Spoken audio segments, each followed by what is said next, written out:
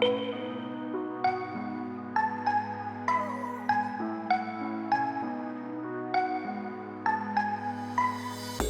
students, in today's video I'll be discussing section 3 and section 4 of State Level Preparatory Question Paper issued by Karnataka Government Mathematics subject. Now moving on to section 3. The 17th question is, prove that 5 plus root 3 is an irrational number. You have already studied that rational numbers are numbers that can be represented in the form of p by q, where q is not equal to 0. So to prove that 5 plus root 3 is irrational, we have to assume that 5 plus root 3 is rational. 5 plus root 3 is rational means 5 plus root 3 can be written in the form of p by q.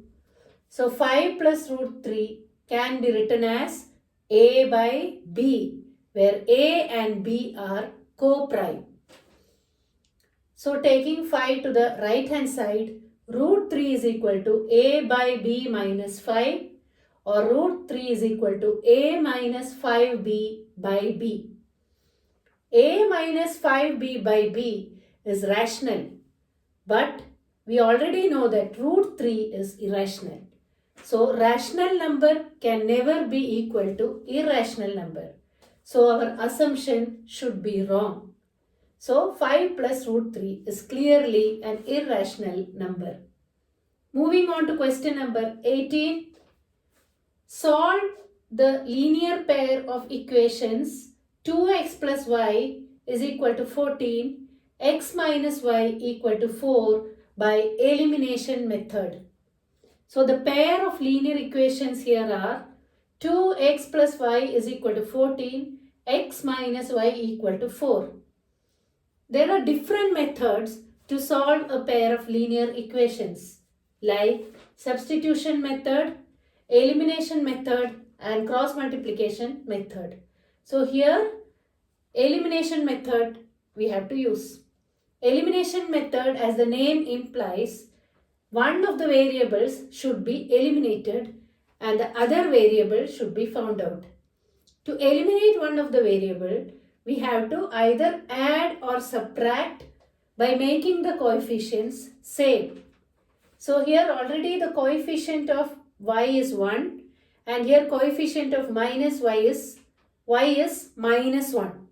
So you have to just add both the equations so that plus y and minus y gets cancelled or nullifies, and 2x plus x is 3x. 3x is equal to 14 plus 4, which is 18. X is equal to 6. Once you get the value of one variable, we can substitute the value in any one of the equations above. So here we are substituting in equation 2. So 6 minus y equal to 4, or y is equal to 2. So once you get x value and y value, it's better that you put the x value and y value in any one of the above equations or both the equations and verify whether you get the proper solution. We move on to question number 20. Find the roots of quadratic equation 2x square plus x minus 6 equal to 0. Quadratic equation is of general form ax square plus bx plus c equal to 0. We have again different methods to solve a quadratic equation like factorization and quadratic formula. In factorization again we have different methods which includes splitting the middle term. So we identify here the middle term as x1x. So we have to find two numbers such that the addition or the sum gives 1, which is the coefficient of x, and multiplication of the same numbers should give minus 12, which is the product of the first term coefficient and the last term constant, that is a into c. So P plus Q is equal to 1, which is B, and P into Q is equal to minus 12, which is A into C.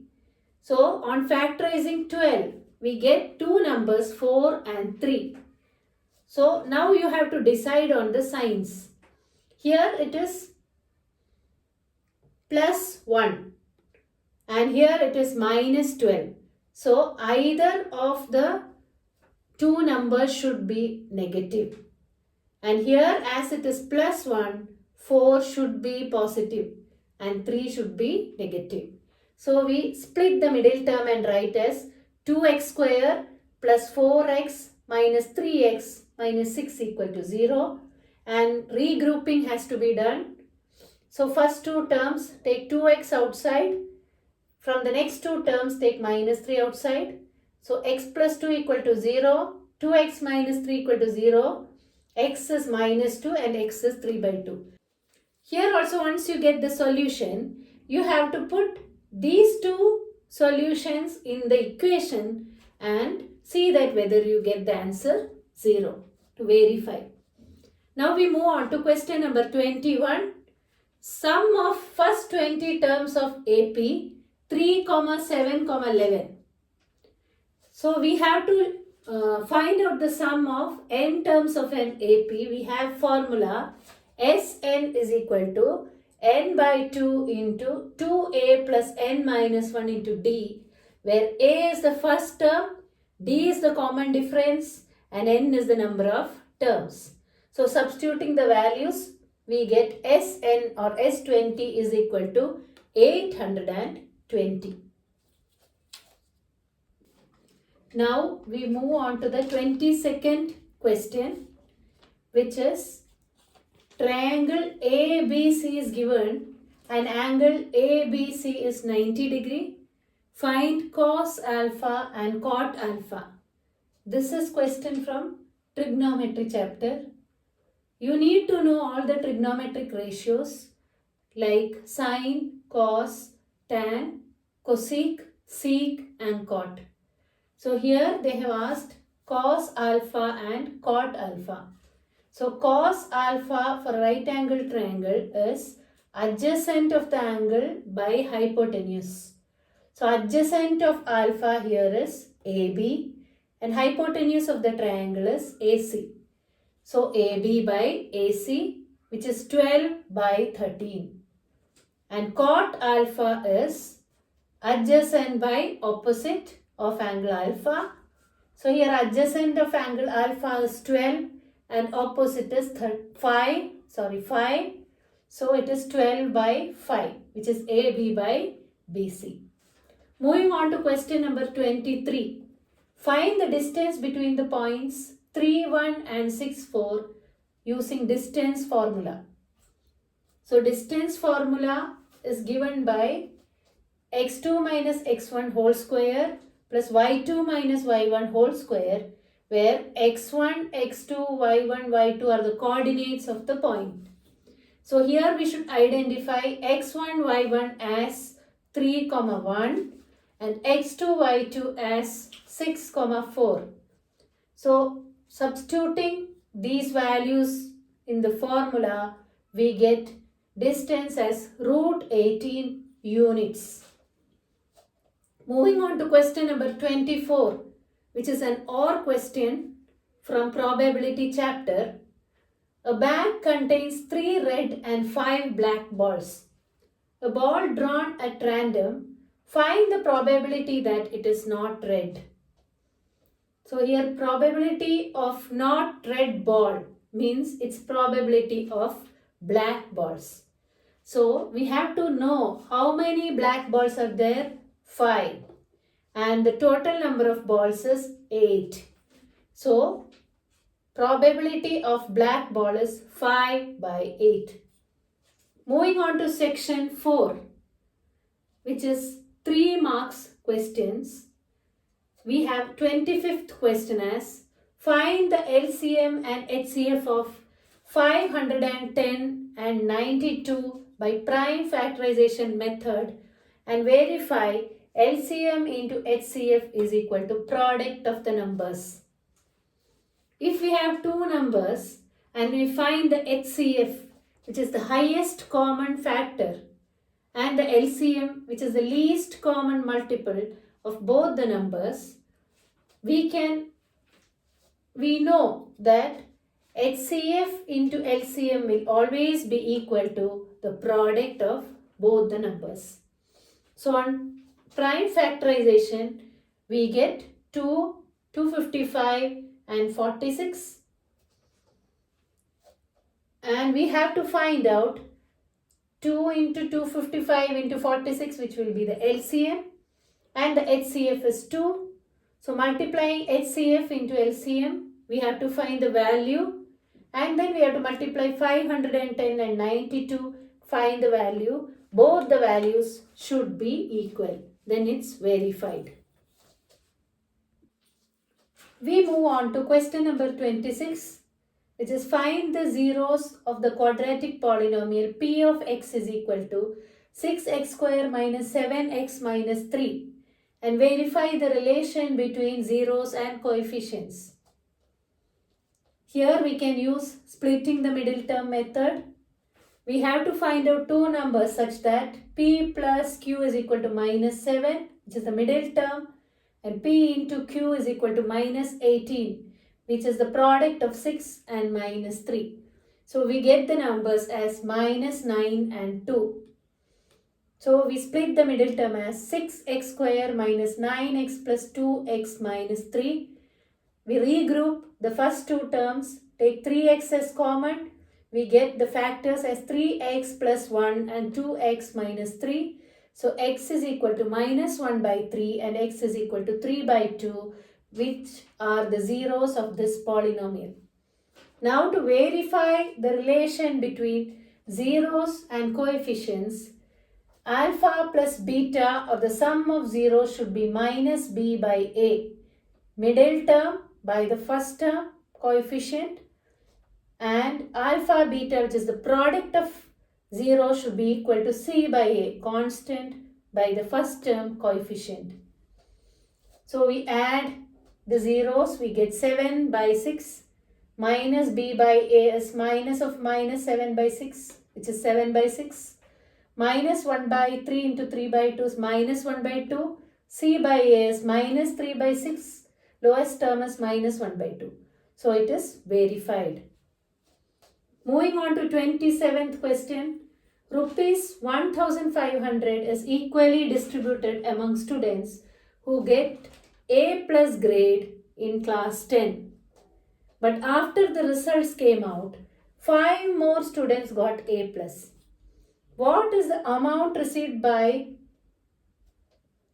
The amount which was received by each student before the results arrived was reduced by rupees 25. So find the number of students who got A plus. So we have to write the given values. We have to read the question 3 times, understand what is given and what is asked, and then write the values which are given. So amount is rupees 1,500. So let the number of students before the results arrived be x. So each student will get the amount as 1,500 by x. Now after the results came, the students will be incremented by 5. So each student will get 1,500 by x plus 5 rupees. Now here 1,500 by x plus 5, which is the new amount, will be equal to 1,500 by x, the old amount, minus 25, reduced by rupees 25. Now we form the quadratic equation for this and do splitting the middle term. So these are the steps. So 1,500 by x minus 1,500 by x plus 5 is equal to 25. On taking LCM and multiplying, we get 25x square plus 125x minus 7,500 equal to 0, or x square plus 5x minus 300 equal to 0. Now we have to split the middle term. We get x into x plus 20 minus 15 into x plus 20 equal to 0, or x equal to 15 or x equal to minus 20. Minus 20 can't be number of students. So x is 15. So putting x as 15, we get x plus 5 is equal to 20. So after the results came, 20 students got A plus. Now, after getting this answer, we can put the answer here and verify whether you got the correct answer or not. Now we move on to the 31st question. Find the mean of the data given in the following distribution table. We have to find the mean of this grouped data. They have given the class interval and the frequency. We have to find the mean, and the formula to find the mean for a group distribution table or data is x bar is equal to sigma fi xi by sigma fi, which is equal to, we have to add two more columns in the table, which is xi and fixi. Xi is the middle value of each class interval, and fixi is the product of frequency and xi. So we get the data here, middle value. To find the middle value xi, we have to add the upper limit and lower limit and divide it by 2. Now 2 into 4, 8. We get all the data here. We add fixi and we get 240.